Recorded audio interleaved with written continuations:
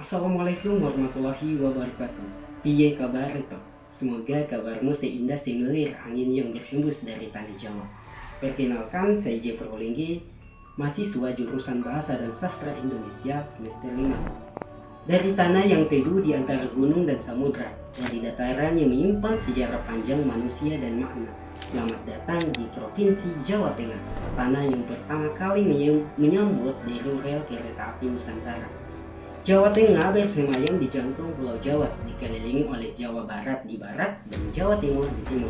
Sementara Laut Utara membisikkan cerita nelayan dan Laut Selatan bergemuruh membawa doa-doa sunyi. Provinsi ini memiliki 29 kabupaten dan 6 kota, dari Magelang hingga Cilacap, dari Jepara yang berangin laut hingga Wonogiri yang berpeluh perbukitan. Setiap daerah memiliki cerita, setiap nama menyimpan makna, dan bersama-sama mereka menjadi wajah dari satu identitas, yakni Tanah Tengah yang mempersatukan ragam budaya Jawa. Dari masa Mataram kuno hingga tangan leluhur, menata batu menjadi Borobudur, hingga masa kerajaan Islam yang menenun doa dalam tembang dan ukiran. Jawa Tengah tumbuh sebagai peradaban yang memuliakan harmoni antara manusia, alam, dan Sang Pencipta. Setiap ukiran, setiap doa, setiap nada gamelan adalah jejak yang menegaskan bahwa budaya bukan sekedar kenangan, tapi cermin jiwa yang terus menyala. Lihatlah rumah-rumahnya. Joglo berdiri megah dengan 4 sakaguru, menjadi poros semesta, 4 doa berdiam dan keluarga bersandar. Limasan dengan atap limasnya sederhana namun teguh, melambangkan keseimbangan hidup dan kebijaksanaan rakyatnya. Tajuk menjulang tinggi, runcing menuju langit, menyampaikan pesan sakral bahwa manusia dan Tuhan tak pernah benar-benar jauh, dan rumah panggung berdiri di atas bumi namun tak sombong padanya, menjadi lambang kesadaran ekologis dan kearifan alam. Nah, dari tangan leluhur berdiri keajaiban yang melampaui zaman. Borobudur di Magelang bukan sekedar candi batu, melainkan kitab kehidupan yang tulis dalam relief. Setiap tangga yang didaki membawa jiwa menuju pencerahan, melintasi dunia keinginan, bentuk, dan hingga tanpa bentuk. Di Semarang, Lawang Sewu berdiri gagah, 1000 pintu yang menyimpan kisah masa kolonial dan suara perjuangan. Di Surakarta, Keraton Hadiningrat bukan hanya istana, tapi jantung budaya tempat tradisi terus bernapas. Dan di kota lama Semarang, Gereja Belendung berdiam anggun, menjadi saksi bahwa perbedaan bisa bersanding dalam harmoni. Dan yang terakhir adalah Masjid Menara Kudus, menjulang antara candi dan masjid, antara Hindu dan Islam, dan antara masa lalu dan masa yang tak pernah selesai. Diajarkan bahwa perbedaan jika diolah dengan kasih akan melahirkan keindahan. Lihatlah mereka, para penutur masa lewat busananya. Pria Jawa berdiri dengan beskap dan lancome, bukan untuk menunjukkan kebangsawanan, melainkan untuk menundukkan ego di hadapan adat dan makna. Kain jarik yang melelut di tubuh ibarat doa yang melingkupi kehidupan dengan kesabaran dan ketenangan. Wanita Jawa dalam kebaya dan pais adalah lukisan kesabaran dan keanggunan. Setiap garis hitam di dahi bukan sekadar rias, tapi tanda kebijaksanaan, bahwa keindahan sejati bukan pada rupa, melainkan pada keluhuran hati yang dijaga oleh adat. Ketika gamelan berdenting, tanah Jawa bergetar oleh kisah yang menarik. Lihatlah Bedaya Ketawang, gerakannya lembut tapi maknanya menembus langit, menyatukan manusia dan ilahi, bahwa kesucian yang hening serimpi berjalan perlahan bagai waktu yang mengajarkan sabar. Keanggunan perempuan Jawa terlukis di setiap ayunan tangan. Gambiong menebar senyum di kehidupan, menyapa bumi agar subur dan langit agar lembut menurunkan hujan. Sementara tajuk Lengger dan Jatilah adalah jiwa rakyat riuh, jujur, dan penuh semangat hidup. Tarian di tanah Jawa bukan sekedar hiburan, tapi bahasa yang mengikat tubuh dengan roh leluhur. Di tangan-tangan yang sabar, kayu menjadi ukiran Jawa yang berbisik tentang keindahan dan keteguhan. Di Pekalongan, Malam dan Lilin menulis kisah di kain batik. Setiap motifnya mengandung doa setiap warnanya menandakan cerita tentang cinta dan perjuangan. Dari Jepara pula lahir tenun kroso, tenunan waktu yang menyatukan benang tradisi dengan harapan masa depan. Sementara tanah liat dari Bayat menjelma guci, periuk, dan tembikar, bukti bahwa tanah pun bisa berbahasa jika disentuh dengan cinta. Dan di Banjarnegara, bambu-bambu beranyam menjadi tampah dan bakul, tanda sederhana bahwa budaya tidak lahir dari kemewahan, melainkan dari kesetiaan pada kehidupan yang apa adanya. Nah, Jawa Tengah tak hanya bercerita lewat kata, tapi juga lewat rasa yang tumbuh di lidah dan kenangan. Lumpia Semarang mengisahkan akulturasi antara Tionghoa dan Jawa yang melebur tanpa kehilangan jati diri. Nasi liwet Solo menyapa pagi dengan gurih santan dan doa ibu. Sementara tempe mendoan dari Banyumas mengajarkan kesederhanaan yang renyah dalam kehangatan dapur rakyat.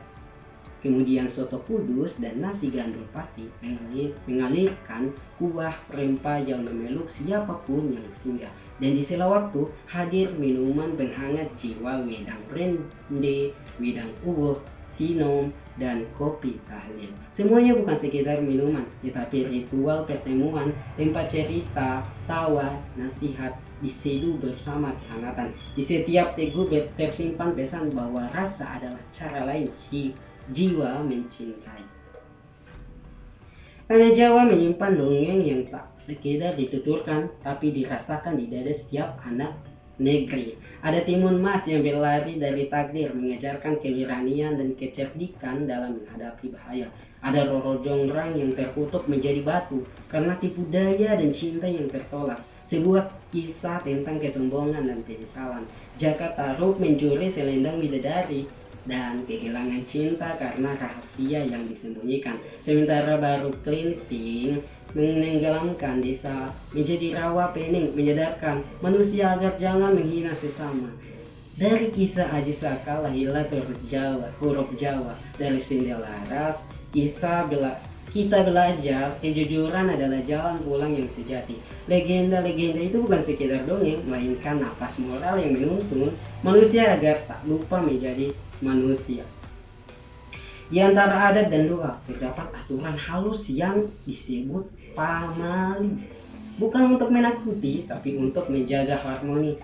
Jangan duduk di ambang pintu, sebab hidup adalah pergerakan bukan keraguan. Jangan bersiul di malam hari, karena malam adalah waktu bagi alam untuk beristirahat.